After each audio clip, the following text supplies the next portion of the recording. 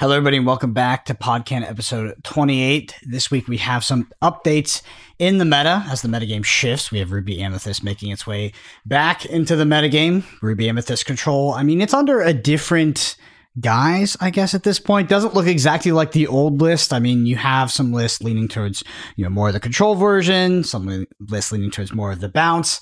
And of course, me and Moyen, we just did a deck with our own version of the list, which will be coming out tomorrow if you're listening. So coming out on Saturday. But in terms, I just want to jump into the headlines, guys. And our headlines for this week is just the data off of Pixelborn for the top most played decks. The most played deck, actually, week 1 and week 2, was Ruby Amethyst, which is very surprising to me. So it actually wasn't Sapphire Ruby. I think based on my ladder experience, and of course the deck that I thought that was the most powerful at that time, I would have definitely thought it was Sapphire Ruby, but it wasn't. For week 2, it was Ruby Amethyst at 28%. Then it was Amber Steel at 15%. And then, of course, the Ruby Sapphire at 14%. And Amber Amethyst at 11%. So honestly, I think the Ruby Amethyst deck is very powerful. We've been experimenting with it, but I'm surprised. I'm really surprised to see it as the most played deck. What are y'all's thoughts? But basically, I've over the last week, I also faced a lot of Ruby Amethyst, a lot of Sapphire, Ruby Sapphire, but I think our experience on the Pixelborn data is a lot different to the average experience because we're already playing at higher ranks and maybe different player bracket. Or it might have just been anecdotal that was on a coincidence that we were facing this a lot. But overall, I'm not surprised to see these 4 decks being the most popular ones. Mm-hmm. Yeah, I mean, these 4 for sure. These are kind of the 4 key combinations.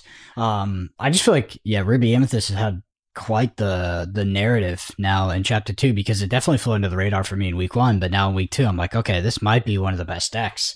The deck list, at least the one that we were playing, looks significantly different from the old chapter 1 deck list, and in chapter 1 it was debatably one of the best decks in the game. But the new version, it actually plays quite a bit differently. We'll be breaking that down in the main topic as well. Kawa, I know you've been able to get out to some paper events. What has been your experience in terms of metagame? Looking at the Pixelborn ladder data, very, very similar. Plenty of Amber Steels out there. Surprising amount of Ruby Sapphire, which I think is good because the deck is very, very consistent. The main reason why I was surprised was because leading into week 1, week 2, I thought a lot of the cards are going to be kind of expensive to get for players, but luckily, chapter 2 so far, at least in Europe, has been the acquisition of it. There's been plenty of stock, and even prices on card market have been quite low down. So there was plenty of Ruby Sapphire, and then I was the only Amber Amethyst player at my locals, but it's kind of like what we discussed last week. It's very much that rock, paper, scissors meta of your Ruby Sapphire control deck, your Amber Steel for kind of the mid-range type of stuff, and then your aggro deck, and they all kind of hit each other in that kind of triangle.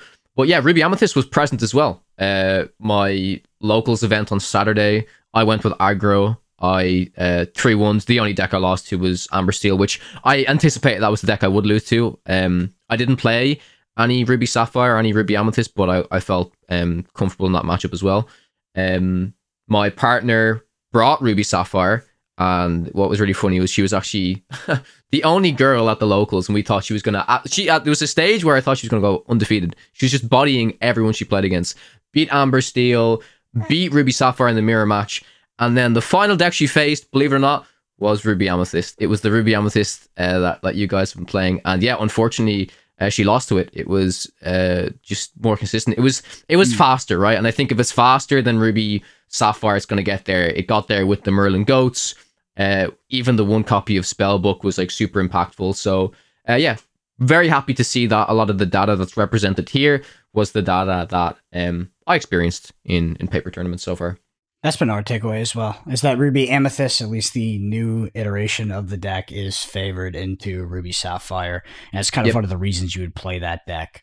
All right. Other than that, we don't have too much news, to be honest. The metagame just keeps developing. For us, we're holding our breath for sure for as we head into Q1 2024, what potentially organized play is going to look like as it comes out in hopefully early Q2, because that really sets the stage for what Lorcana will look to become as we progress into this 1 year, 2 year kind of timeline here. So next up here, we have our spilled ink section. I guess I'm just going to call it this, screw it. This is what it was called in the early days of Podcana. So listener question section. So first one comes from Alan Cobb. And by the way, if you want to get your question read out on next week's pod, you can shoot us a comment on YouTube. And they say, what are your thoughts on Grammatala and Teeth and Ambitions in the Teeth and Ambitions package in Ruby Sapphire? Have her sing it, deal 2 damage to an opponent, and put the damage on her. Removal and ramp in one go seems good against aggro, or is it just a 2-for-1 and not worth it? Moyen, what's your takeaway? I mean, it's not necessarily a 2-for-1. So I don't like Grammatala Teeth and Ambitions package all that much, but it's not because it's a 2-for-1, because it's not really a 2-for-1, because at least one of the cards is going into your ink. So you can trade even with this combo. And the only problem I would say is that if you don't play Grammatala on 2, she can be... Is it a she? Yes. Okay. She can be a little slow. Because then at that moment when she does actually give you ink, a few turns have passed already, and it's a little bit inconsequential. So I think when you have Grammatala on 2, and then you can sing Teeth and Ambitions against aggro on 3, that is one of the few ways it can help the aggro matchup out. But I think on its own the cards are a little subpar, and after turn 2 they also diminish in their returns. Yeah, the one thing I'll say about this combo is I actually did experience this in locals. It wasn't within Ruby Sapphire, I believe it. I think it was actually just within Ruby Steel, and they used the package in terms of playing a 2-drop and then seeing it and getting. It was a good way to get past the bodyguard of the aggro deck that I was playing. So it's a package that I can see is interesting, but ultimately, it slowed me down, but it didn't stop me completely. So I think it's fine. I don't think it's awful, but I don't think it's great either. Teeth and Ambitions is a card that it came up in the YouTube comments obviously last week, but it's also a card I've been tagged about on Twitter. People asking my thoughts on that card specifically. I know this card, I saw it in a lot of Ruby deck lists initially. I mean, I even saw it in the Ruby Sapphire deck list. It's not a card that I'm a fan of, and I'm actually wondering if I'm just evaluating it wrong. It just seems like in terms of a card that you would try to fit into your deck list, because some of these deck lists, especially the Ruby Sapphire deck list, it feels pretty tight because there is something very synergistic you're doing there. It doesn't seem like the removal I'm really going for, right? Because it's a cheap removal. It can definitely help you with aggro, but ultimately the Ruby Sapphire deck is a ramp deck, right? And we have access to much better removal in the deck list in terms of Be Prepared, Scar, etc. So overall, I've been pretty unimpressed with the card Teeth and Ambitions just in general. What do you think, Moyen? So basically its best application is either very early when it can stop your opponent from running away with Lilo, Maleficent, or Pinocchio, or late in the game after you stabilized, just to stop them from questing at even once. So to stop just the 1/1s basically. So it has these niche scenarios where it can be good, but I think that they don't make up for how below average the card is most of the time. All right, the next one here is from Nico Rance. They say, hey guys, first of all, amazing podcast as always. Huge fan here. Two things I like to share. First, I completely changed my mind on Bippity Bobbity Boo. It's a bad card and it just doesn't work. So yeah, I was completely wrong a few vids back. There is a second point here, but I want to take a pause and say, I appreciate that, Nico Rance. I think you're the first YouTube commenter in the history actually come back and say that. Honestly, I was really impressed. It actually means a lot. I'm happy that you gave us sort of the timeline of your opinion changing. So I just want to say I appreciate that, because usually we get YouTube comments on these videos, but even if they're wrong or they're right, it doesn't really come to fruition. We don't have a conversation in the end, but it's cool to see that. The second point is Ruby Sapphire item control. I loved your take on the deck with changes in regards to more standard decks. After doing some playtesting on Pixelborn, I felt my hands somewhat bricking due to too much uninkables. After some deep thoughts, I made some small changes and replaced Mickey Detectives with Fishbone Quill. My reasoning: inkable keeps the ramp up multiple turns, extra draw power for Flaversham if you don't see Popsicle, extra draw power for Maurice's Workshop, benefits Tomato in the late game. After the small chain, I felt like my hands were much better and I could keep the ramp up by just inking my inkables. Took the deck to my locals the day after and I got first place, so thanks for the list, guys. My new favorite deck. P.S. This deck is great for the mirror as you get much more value at a 4 bell than playing for NOI. Noi. Yeah, Noi, So, yeah. okay. As most standard lists do. So this is an interesting point, Nico Rans, because this card, Fishbone Quill, is actually one of the first cards we cut. And we do run high on Inkables. I think we run 20 to 24 on Inkables, so it's actually quite a high amount. One thing I will say is in regards to Uninkables in that deck list, one thing that we do that might not be immediately apparent with the deck is we turbo mulligan for Inkables in that deck list. So we are mulliganing for Inkables no matter the matchup almost. I mean, we've been doing a lot of playing up the Pixel board and you don't know what your matchup is, but in general, we are mulliganing for Inkables. The Ruby Amethyst deck we played in Chapter 1 was also running 20 to 20 plus Uninkables in the deck list. Same strategy. I think that in Lorcana, if you're running 20 or more Uninkables, you need to be mulliganing for Inkables. But yeah, so what was your thoughts behind cutting the Fishbone Quills, and why were you not a fan of that card, Moyen? So basically, I think the effect of the Fishbone Quill itself, of the item is not all that great, because you don't get, basically you use one card and then you need to use 2 cards to ink in one turn, so you kind of need like 3 cards to get these 2 ink down, while I think the good ramp cards, so the ones that we were playing, like a 1 Jump Ahead and Mickey Mouse, they could ramp you up 1 by just costing you 2 cards, so that's a big difference. So the only upside is really that it's an item, but I think we can play better items than Fishbone Quill, and we can play better ramp cards than Fishbone Quill. Let's mention some of the items though that you were like some of the items that you played instead of Fishbone Quill. Like you played the Scepter, and then you played some of the shields and Ruby as well. So I played a Scepter and a few shields, and then 4 Popsicles. This was the items that I was playing. Regardless, I think Fishbone Quill is not terrible, but I would never cut Mickey Mouse for it. Mm-hmm. So I'm not a fan of Fishbone Quill, but if you are and you want to play it, that's fine with me. But I don't think you should be cutting Mickey Mouse. I think Mickey Mouse is an insanely efficient way to ramp, and I don't really see the downside of it being uninkable all that much, because it still doesn't brick you entirely, because it gives you an ink when you play it. Yeah, it is definitely an interesting point. I know Kim made a few adjustments to your list more, and she used your list as kind of a base, and she made a few adjustments.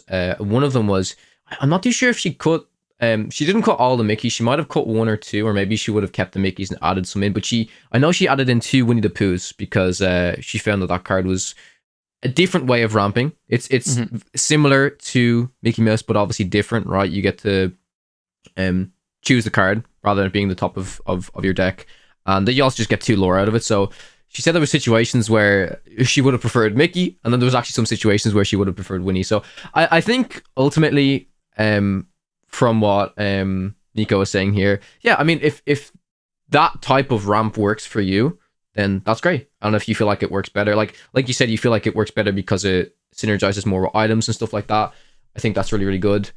But I can also understand where you're coming from, Moyen, as well, in terms of if you're cutting it completely for Mickey. I agree that I think Mickey is more efficient than Fishbone Quill overall. So there's one fundamental that I want to mention that guides some of the deck building that goes on behind the scenes in terms of the Ruby Amethyst list and just what you're trying to do with the deck list. So these items, they are essentially used as tools for your engine, which come in the form of Flaversham or Judy Hopps, things like that.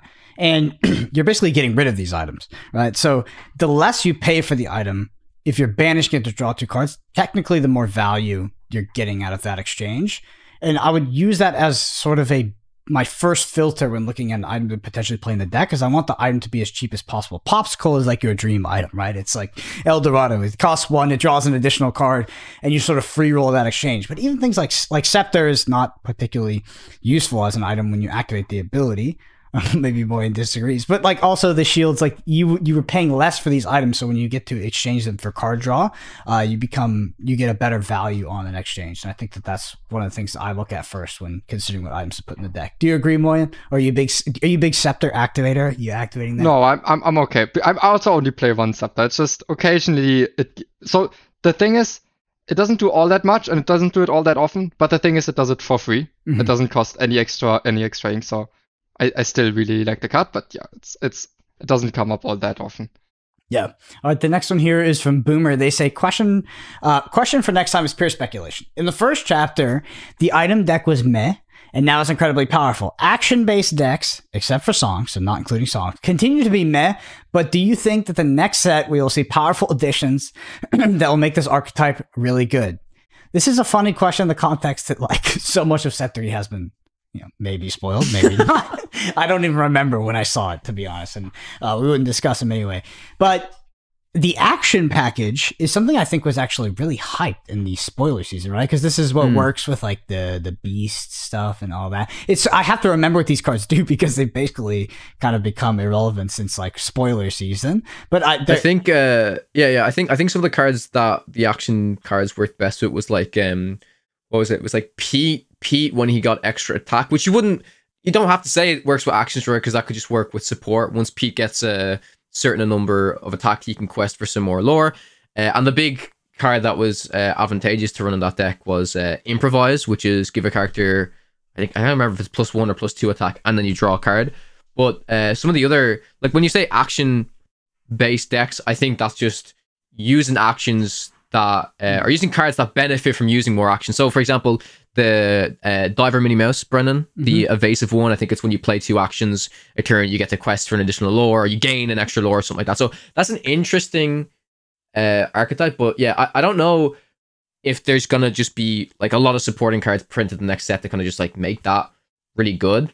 But it's an interesting point. Yeah.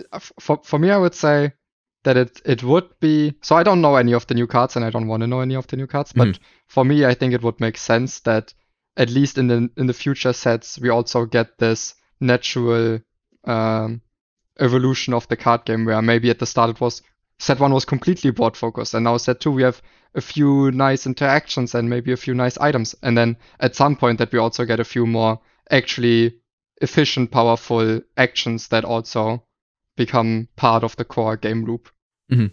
Yeah, so to answer your question, Boomer, I think it'll be, I'm trying to answer this outside. I legitimately don't remember any card I saw in the third set, but I do remember one of the mechanics. And do I think that actions will be more powerful? I think it's more likely rather than not, because it should only get more tools. Will it be powerful enough to keep up with the other archetypes that also get more tools?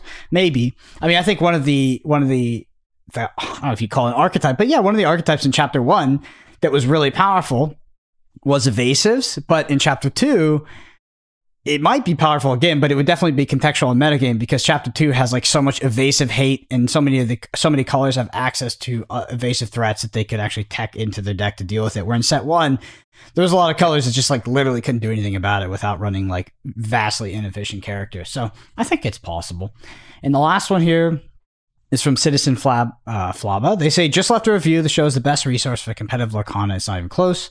I picked this one because I just want to say thank you to everybody who did go out of their way to leave us reviews on Apple Podcasts and on Spotify. We actually had like a ton. So to all of you listening, yeah, I mean, you stepped up, you helped us out. We unfortunately suffered a little bit of a review bomb in the beginning, but I mean, we're pretty much out of that now because we had so many people go out of their way to help us out. So we really appreciate that. And if you listen to this podcast, you enjoyed, the number one thing you do is leave us a review. So thanks so much, everybody. And once again, if you want to get your question read out next week, leave us a comment on YouTube and we'll get it queued up. So our main topic is actually just going to be Ruby Amethyst here. It's the list that, yeah, I knew. I saw, we have Google Doc notes. I saw Moyen mousing over something else I had listed in the main topic, but that's just because it was an old set of notes. Yeah, it's Ruby Amethyst. Moyen and I just did a deck tech on this list. The list, by the way, and always will be in the description below. Will be in the description for Spotify and on YouTube, but you can find a link there. Dreamborn links have been a bit funky in the past. For some reason, like all of my Dreamborn links weren't working. So sometimes I upload the deck list just as a text-based list. But it will be there, so don't worry. So yeah, I'm gonna go over this list. I'm gonna read it out. It should be quick, but it's 4 Pascal, 4 Minnie Mouse, the 1/3, and then 4 Mana Mim, the 2-drop, the 3/3 that bounces something back. 4 Arthur, This is the thing. This is the quester that can bounce things back to your hand. The Mata Mim, the 4/3 with Rush, where you bounce something back. That's the condition you have to do to pay. Then you have Maleficent, the All-Star 3-drop from the first set that draws an additional card. You have the other Minnie Mouse that quests for 2 here and has evasive. It's basically a better Pongo in every single way. You have Merlin, which gets a lure when it comes in, when it goes out, and also the Merlin that draws a card when it comes in and when it leaves. Maui, our 5-star Rush All-Star, sort of board clear. We have the Yzma. This is the 6-drop Yzma, where you can banish a character and the controller draws 2 cards. One of our favorite cards in set 2, Scar, Vicious Cheater. This is like Be Prepared, but on a body. Then we have 4 friends on the other side, 4 Be Prepared. And actually it's 3 Sorceress Spellbook and 1 Lady Tremaine. So Lady Tremaine, the thing that comes down, your opponent has to sacrifice 1. So Moyen, obviously we came off the back of playing a few games with this deck list. How do you feel about the list overall and how it's positioned to the metagame right now? So I think it's very well positioned in the meta, not because it beats all of the popular decks, but because it has at least close matchups against all the popular decks, and it's kind of a deck that emerged in response to Ruby Sapphire becoming more popular, because against that deck it can threaten lore while the blue-red deck is ramping, and then when they're clearing the board you can keep getting the final points of lore that you need by the incremental spellbook and the Merlins and bouncing the Merlins, Merlin the Goat. And then once they develop a board that's too threatening, you can reset it with either Scour or Be Prepared, and then basically, even if they have more resources than you, and even if they have more value in hand than you can still get to 20 lore before them. So it works very well for that. It's can be a little annoying to fight off Amber Steel with this, because you don't have ramp to it. So if they draw a whole new world on the right occasions, it can be a little tough to beat. And then against aggro, it's a decent deck. It's basically, it is a pretty good deck against aggro, but it's not Steel, so it's not that good against aggro. So you can contest the board very well, but you're not that great at clearing stuff before it quests once. I would say, from looking at this deck, I haven't faced this deck too much, but I actually would imagine it's quite decent into aggro. I mean, even in, like, obviously in comparison to Ruby Sapphire, it seems like it tackles aggro a lot easier, right? Because you're just playing lower cost cards. You've got, I mean, Pascal can just hit into the opposing Pascal because it has evasive. If you get the Madman body down there, it just takes care of a Simba. So there's a lot of tools in this deck that I think can tackle aggro quite nicely. One thing I do want to point out is I think you just might have misspoke, Brendan, in relation to the Yzma. Yzma doesn't banish the card, it shuffles it into the player's deck, and then you draw 2 cards. So it's not like any of the other bounce cards. It doesn't return to your hand, or it doesn't banish it. You actually shuffle it into the deck, and this works on both your own card or the opposing player's card. And that's why I think Yzma is quite good, because it's quite versatile, right? If you have a 1-drop on the board and you need access to more cards, you just pick that 1-drop, put it back into your deck, get 2 extra cards. If you need to stop your opponent from instantly questing with something the next turn, then you just pick one of their cards. Yes, they get 2 cards out of it, but you stop that quest, which could in turn help them win the game. So overall, yeah, as a deck that I haven't seen too much, well, like I said, I saw a version of it played at locals, which was very much along the lines of this. It didn't have as many spell books. I think it might have had this mini, which I have to agree with you, Brendan. I think this Surfer Minnie Mouse is very good. Like, in comparison to Pongo, it just seems like really, really good. So yeah, I'm excited to both play with it and play against it. I'm expecting to face this a lot this weekend once Bessie comes over. I'm really intrigued to see what, if Bessie doesn't bring his Amethyst aggro, I'll be intrigued. Yeah, he will. So basically, if you think about how this lines up into aggro, it is better at contesting the board with its own boards than Ruby Sapphire, but Ruby Sapphire could clear the board earlier with Be Prepared. So basically, if against slow starts, Ruby Sapphire can be better. Against faster starts, this would be better. I agree. Of the aggressive decks. Mm-hmm. Yeah, and in terms of how this list changed from the set one list, it's quite different in most ways, right? The previous list was a hyper control list. I know we were playing evasives, but so we kind of flipped that on its head. But this is, I guess, it's somewhat similar to that old list, the one that we published on the channel with the evasives, because the biggest thing that these lists can do is that against aggressive decks, they're the control deck, and against control decks, they're the aggro deck. So you can really pivot in terms of roles with this kind of deck list, and that's what I really like about this. For how this deck list is different from other popular Ruby Amethyst deck lists that are circulating around, is that in general, we don't play the top end. So you'll see a lot of Ruby Amethyst lists that are sort of circulating on YouTube or on Discord or whatever, and they will be playing things like the 9-drop Maleficent, like the Elsas, the big Elsas, maybe even Ursula. We've opted to cut that package because we feel like it is unnecessary. Are those cards good? Yes, but we feel like they're not necessary and conducive to winning the games in terms of how the current metagame sort of plays out. Is that it's basically this deck is very capable of progressing the game into a game state where Maleficent and Elsa, which are very, very good cards, are no longer good cards on this game state because you already gained enough lore that these cards might be good at outvaluing you and gaining the board back, but they're not very good at getting them to 20 lore before you get to 20 lore. Mm-hmm. So basically this deck, it can be a control deck, but it's extremely good and efficient also at just if your opponent ever gives you any breathing room and time, you can easily become the aggressor, and at that point it can be hard for decks to defend, because some of the lore that this deck creates is not you cannot interact with. Mm-hmm. And I think if we're being honest, this deck is probably quintessentially a mid-range deck instead of a control deck, because it is playing both roles quite efficiently. Moyen, I want to ask you, what is your least favorite card that is currently in the deck? The one that is sort of the worst performer so far. My least favorite card. That's tough, because I think all of these cards are good in the deck. I would say there's a few cards that I maybe don't want 4 of. Mm-hmm. So I'm not sure I love Scar, but I'm not sure we want 4. Yzma also have to test for more if to see what I actually want 4. How many Minimaus we want is dependent on how much aggro there is in the meta, but we kind of needed to develop Metamim on 2 and maybe Metamim on 3. So 1-drops can be good just for that reason. And maybe there's a debate whether you want 3 or 4 Spellbook. But I like all of these cards, but a few of them maybe you could cut down a few, if there's any card you would want to fit into this deck. Mm-hmm. Yeah, I mean, in terms of cards that existed in previous Ruby Amethyst lists that were obviously a bit slower, but I think about we had talked about it earlier, of course, when we filmed the deck, but I think about the One of Cauldron. Like, could the One of Cauldron make it in here? Is it too slow? So the big difference, there's a big difference that's going on in set 2 Ruby Amethyst versus set 1. Is that you have good and playable 2-drops.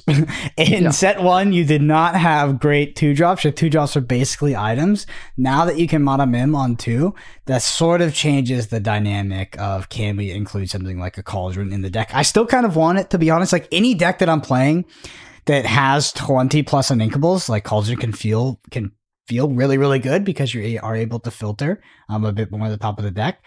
I do think, though, if we talk about one of the marquee cards of Ruby Amethyst from set 1, which is the Magic Mirror, it doesn't feel like this deck needs Magic Mirror whatsoever, right? We have enough card draw.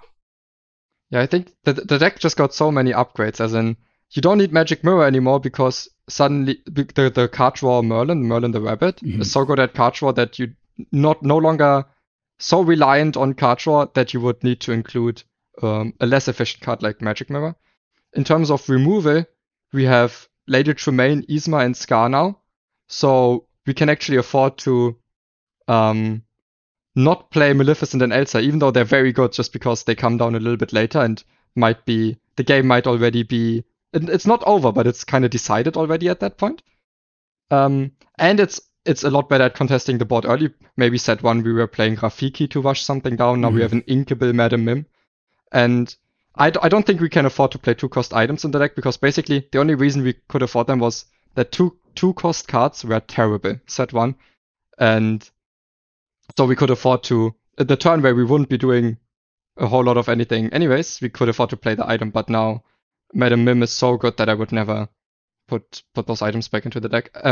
One card you could consider in terms of 2-drops is either LeFou to be a little bit more cheesy to get a few more lore points in early, and it's very, very efficient if you can hit it on Arthur. Or actually, one card that's a little bit similar. I think it's a I wouldn't put it into the deck necessarily, but I think it's a decent inclusion. It's the 2-cost Merlin. It's similar to the Cauldron. Oh, is it? I know. Oh, the squirrel? No, I don't think so. It's like I don't a like that Cauldron card. effect. No. I'm not a fan of that card. Nah, man. Okay, I wouldn't put it into the deck, but I think it's not terrible. It's a 2-cost 2/1 Inkable that when it enters play, you basically do Cauldron effect, and when it leaves play, you do Cauldron's effect again. See, I don't hate it. But what I was asking Moyen about earlier was about Hey, the Amethyst Hey that goes back to hand. Yeah, that's a fine. I would consider that card more than I would consider the squirrel for sure. Yeah, the thing about Hey is like there's like a few core tenets of card games that you can focus on in terms of like what breaks a card game, and there's the cards that you can sort of laser in on before you have to evaluate everything in context, and these are cards you can sort of highlight. And Hey kind of is one of those cards that's recursive just in nature, right? It's always going back to your hand. It's also cheap. Like recursion and recursive cards in card games are a very dangerous area of design. So that's one of the reasons I had my eye on Hey. To be honest, there's some other cards I wanted to talk about for Ruby Amethyst. I'm trying to.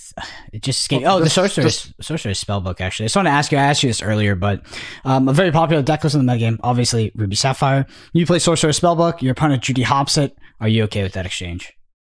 Yeah, I don't think it's the end of the world because basically, if they want to do it, that disrupts the turn a little bit where they have to spend 3 ink on that, and you get the card draw back, so they have this Judy Hops on the board, which is their big upside from this exchange. But I think at that stage you can kind of deal with it already, maybe with a Be Prepared, or you can just ignore it. And also a lot of the time you will almost never spellbook on 3 ink. You will spellbook when you like run out of stuff to do on the board almost, or when you want to play around a removal, then you get the spellbook down, already get 1 lore, and then it's into their turn where they want to be removing your board, but also maybe they want to be getting rid of the spellbook, and you already got somebody out of it. So that's not the end of the world. To get back to the Hey, I think Hey is kind of intriguing, but I think it doesn't necessarily fit this way of building Ruby Amethyst. I think it could be really good again in a control deck that's good at stalling out the game, at making sure it doesn't lose the game, and then it has this inevitability. But this deck, I think, needs to be more efficient in the way it spends its ink, and it doesn't need to go all that long, so it doesn't need this inevitability from Hey necessarily.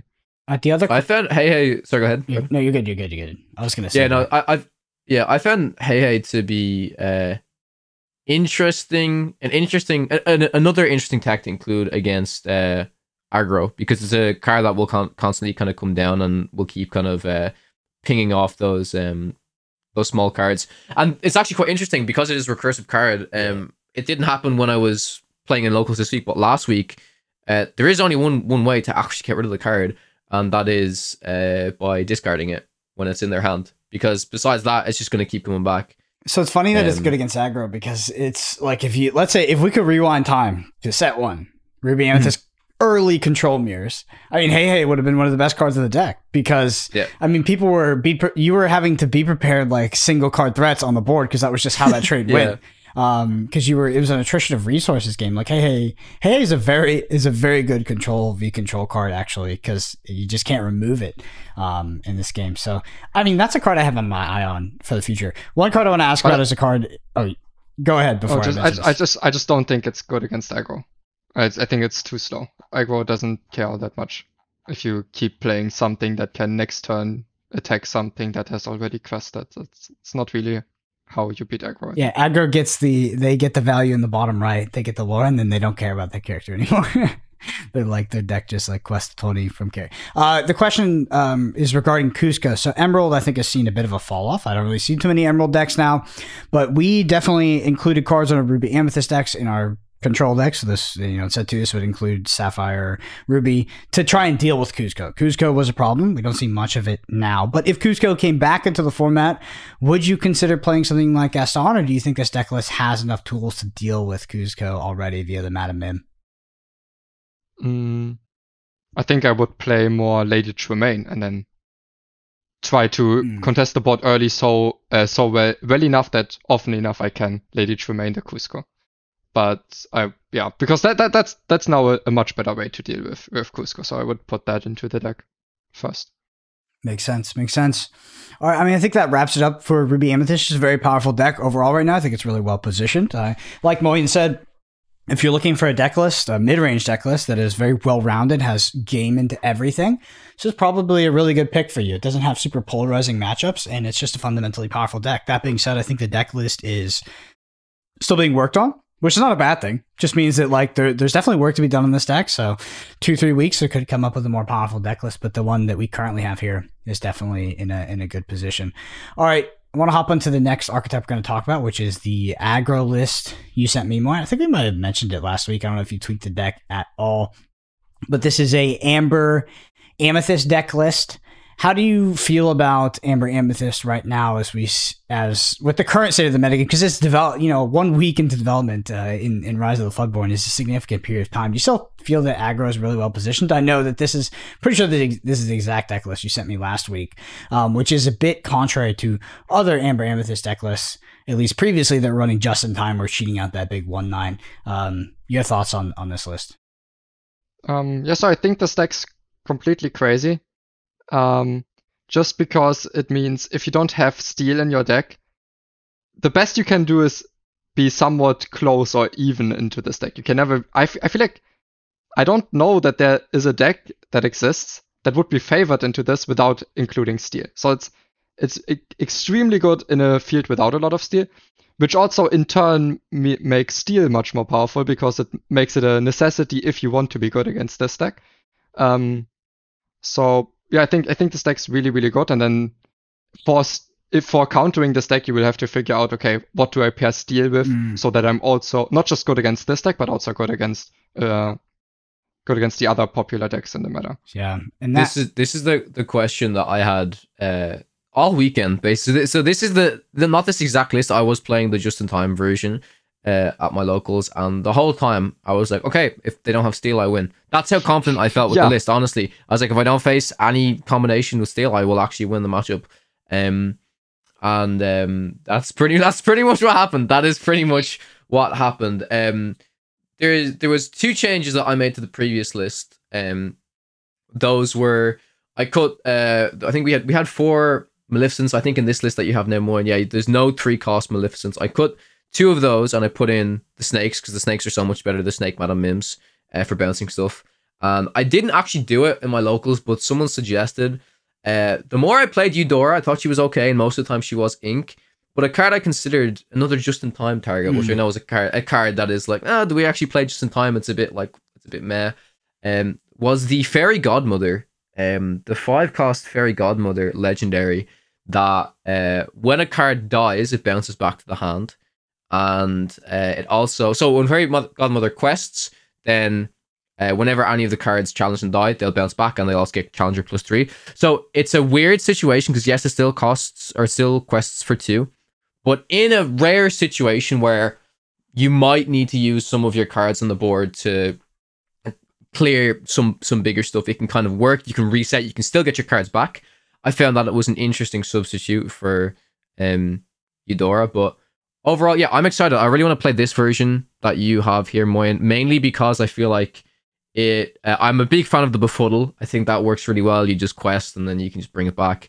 And even the one inclusion of Sorceress Spellbook, I think is insanely huge in a list like this. Way more than you would actually consider, because there's hands that you have when playing this deck when, believe it or not, you think this deck just goes constantly. Yeah. There is so oftentimes hands where you can be bricked and you can be like, well, I'm actually quite slow. So yeah, Sorcerer's Spellbook can definitely help out. You also start on the play, get to 15 lore against your opposing mid-range. Yeah, and then you're fine. Yeah, I mean Seriously, like that was one of the most annoying things when you're playing set 1 control versus aggro, is that they would just inherently get to 15 lore before you could literally do anything, and then every single card they put on the board threatens to progress their win condition by the amount that's in the bottom right, and you'll kill it after for sure, but you still just lose the game, and you're like, okay, now I have to be prepared to 2-drop and stuff. It's just like Sorceress Spellbook is that, but kind of on steroids to an extent, because you literally can't do anything about it unless you're playing certain colors. Moyen, do you have anything else to say on this list before I hop on to my last point? Go ahead. I mean, I could talk for hours, so probably. But does this list have the highest win rate of all your decks? Yeah, it does. Yeah. So most of my decks are on like 66. I think this on like 68. And I basically played this because it's the fastest deck, but also ended up winning the most. So I think Fairy Godmother is kind of interesting. Maybe it doesn't necessarily mean you trade with your characters, but even if you just play it and turn all your characters sideways, it just means that if they can't remove the Fairy Godmother, it means that you can just refill the board next turn very efficiently with these high questing characters. And then, because you pointed out Befuddle, I think Befuddle is, after playing this deck a lot, is absolutely core to the deck. Yeah. Because it just helps.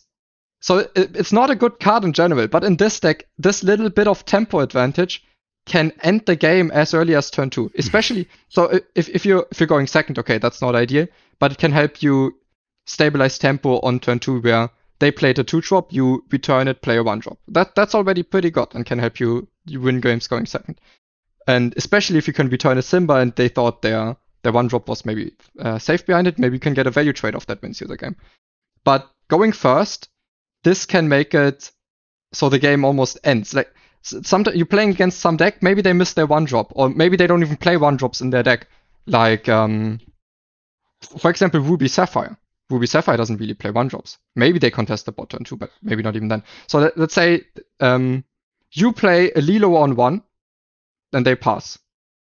And then you flood the board again, and then they play their 2-drop, and you just befuddle that. Yeah. And because this deck plays a million 1-drops and a few 2s, you develop behind it, and it just means that there's another character that's just questing every turn, and they can't recover from that. Even once they get to trading your characters, you already have like a few more, and every turn you get a few questions. Okay, it's not easy to explain, but this little bit of tempo advantage of they pay 2 for something, you pay 1 to remove it, can huge. Snowball very easily into a lot of lore. Yeah, I'm really excited to try this list now, Moyen. The biggest thing, like I said though, like all weekend, and it's so true with this deck. It's like if I face any steal, it just feels like that's the problem with an aggro deck like this. I feel like the win rate is so high because it does so well into all these people playing the more control decks. But I feel like, you know, this is the deck I really want to play at this big tournament this weekend, but I'm so scared that I just face steal and I'm just going to tank because I feel like it's going to happen. That's card games, right? Players will choose decks that have lower win rates but have more like a smoother matchup curve into the field, because when you play a deck that has a very polarizing, almost auto loss-esque matchup, it feels like crap. It feels really bad. Like, it feels super bad. It's a terrible experience. So people will actually choose worse decks. Yeah, it just feels bad when it's like out of your control. Right. Yeah. Oh, it feels awful, right? Because like everything about this deck you've built, you know how to play it perfectly, but it feels like as soon as you hit that matchup, it's like, well, I might as well just like not play this game, right? To be fair, against some hands, it is completely unplayable against Steel, but sometimes the game can be very interesting against Steel to try to find these few lines or these few potential hands your opponents can have where you can actually play around it in a way where you can end up on top. So because it is winnable, but it is. Not always. Both times I played Amber Steel, it was actually 2-1 to them. I did manage to pull a game back. Yeah. But always, I cannot express how much you want a high roll to go first with this deck. You want to go first so much, because even if you win your first game, you lose your second game. It means in the final game you're going first, and that is exactly what you want. So a funny concept about this like picking worse decks that have a smoother matchup curve, and this idea of like having agency and making choices, and you know, this matchup felt bad because I couldn't make any choices. It was just I paired in my bad matchup and I lost. Is that concept, the idea that like you have that certain matchups you do have agency, and that those games are different from the games where you wouldn't have that because you're playing something like an aggro deck and a steal, is kind of a fallacy, right? Because like the idea behind it is that if both players play optimally, but like not optimally, but literally perfect, that card games, like they are just predetermined, right? Because it's a stack of cards against a stack of cards. And this idea that you'd play a worse deck because you're trying to get this illusion of agency over your opponent where you are able to outsmart them and outplay them. And it leads you to choosing a worse deck is like this trap that players fall into. And I've actually done that at almost every single tournament I've played. I will never play the aggro deck because I cannot sit there while I have 0 cards in hand, while my opponent just goes, okay, take 15 game actions. You're like, bro, come on. It's so painful. I think it completely depends on the player level that you're facing. If you're facing against like professional players of the card game that you're playing, then you shouldn't. I think it can at times be ignorant to think that you're so much better than them that you will be able to win the close matchups that much more often. While, let's say if you're playing at an open tournament where everyone can play, I think it's somewhat reasonable to say, okay, I don't want unwinnable matchups. If I have a lot of close matchups, I think I can play well enough to get the little bit of extra gap that I want.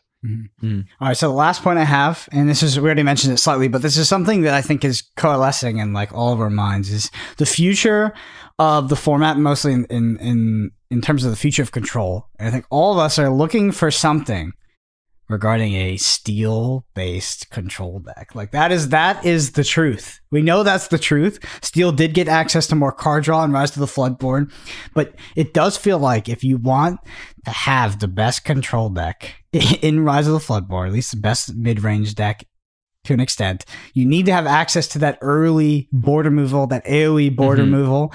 And it's like, what do you guys think is the pairing color with Steel that could be the emergent control deck of Rise of the Floodborn? I have a theory. Okay.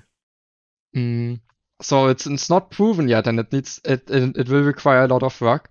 But so basically, the reason why we think you need Steel is because if you don't have Steel, you can't really be good against aggro. So we need Steel to be good against aggro. Can we find a deck that's good against aggro and good against other stuff? And I think to be good against other stuff, I think we would need purple.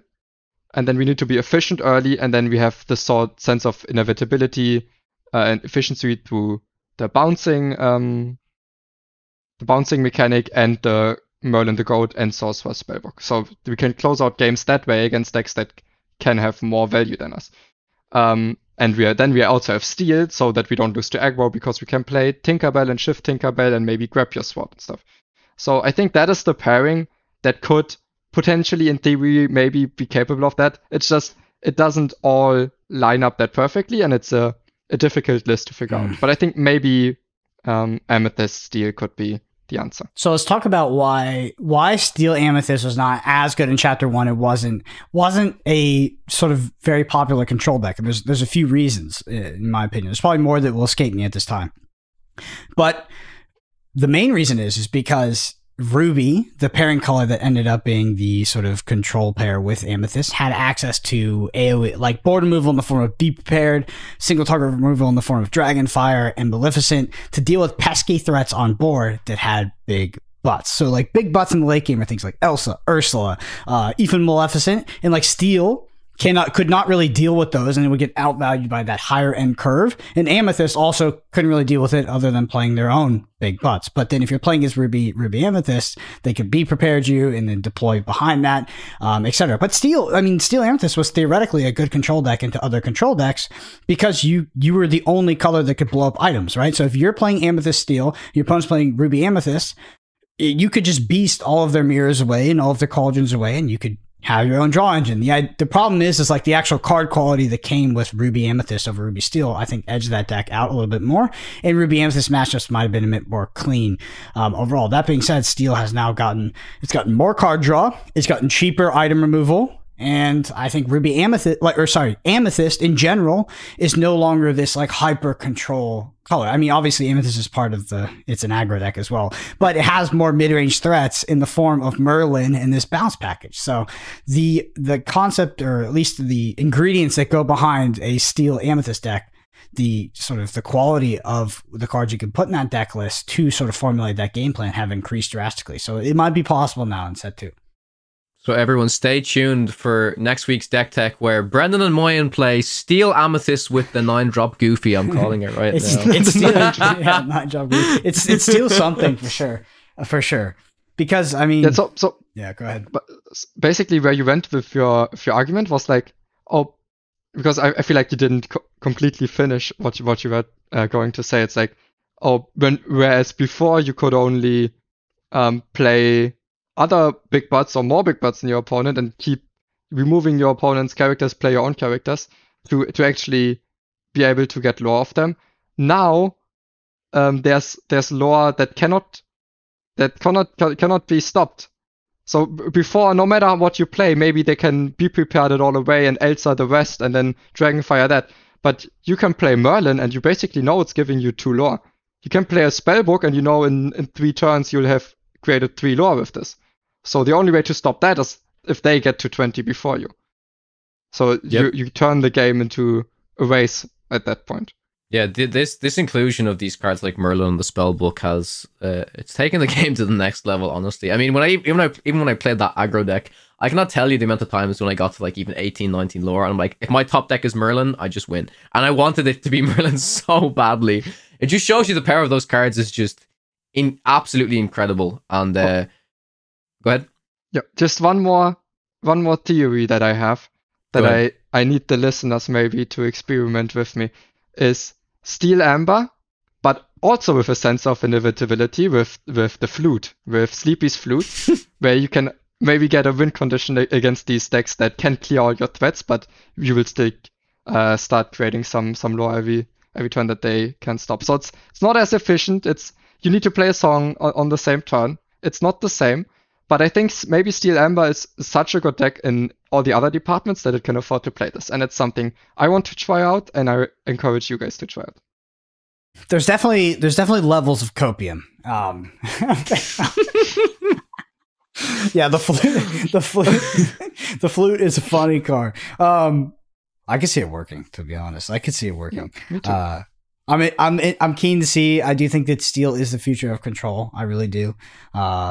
Because we need to be honestly, we need to get to a point where we're favored into these aggro decks, ideally. I'd rather be favored in the aggro decks and have like more smooth matchups against the other control decks and other mid-range decks than the opposite of that, where we were like, in set 1 we were super favored in the control decks, super favored in the mid-range decks. We got absolutely dumpstered by aggro, just because the meta adjusts. And I went to my locals and it was like 70% of the people are now on like blue-green, and I'm like, what? Stop. Anyway, that concludes the main topic. Again, all lists in the description below. No Steel-based control list yet, but that's coming. Hopefully, if we can get it to work. If you enjoy this podcast, number one thing you do is leave us a review on Apple Podcasts or Spotify. Like I said, we're going to be doing a giveaway soon. I'm trying to figure out a good thing to give away. I was actually looking on TCG Player. I was thinking like, that new thing from the set 2 that has like those art cards, like the D100. That's a great giveaway. Yeah, so I was thinking. Yeah, so I think we're going to do one of those. We can shoot for next week. So sometimes takes a little while for the reviews to show up. So if you leave us a written review on either Spotify or Apple, I think it's ideally Apple. I think that's where the written reviews are. So you leave us a written review on Apple, we'll get you in the contest or the drawing for that. What's it called? What's the official title? The Disney 100 gift set. Disney 100 gift set. And we will give that away next week. I'll make a note so we can do that. So yeah, and I want to say again, thank you to all the people that did give us reviews last week. That helps a lot. So I actually got so many 5-star reviews. I want to read out one from Downfield Knight. They say good insight is the subject title. Say these guys, the guys break down cards and explain pairings from angles I don't always see. I've def gotten better at Lorcana from their card advice. So yeah, we really appreciate that review. Again, if you're listening to this on pod platforms, video version on YouTube at youtube.com/@Podcana podcast. Hit that subscribe while you're there. We're extremely close to 1K subscribers. We're all on Twitter. Brendan APG, Moyen_HS, and Kawa Tech _CG. Did you change that, Kawa? Has it always been Kawa Tech? It's always been Kawa Tech. Okay, you've been saying it, I think, but yeah, no, I know you changed it in the bio. Yeah. Somebody clicked on your thing and it sent them to like a dubious profile. So Kawa _CG. It's like, no, it's actually not bad. It was like, okay. It was definitely not you. I'll say that. Okay, cool. But anyway, thank you all so much for listening. We'll see you next week.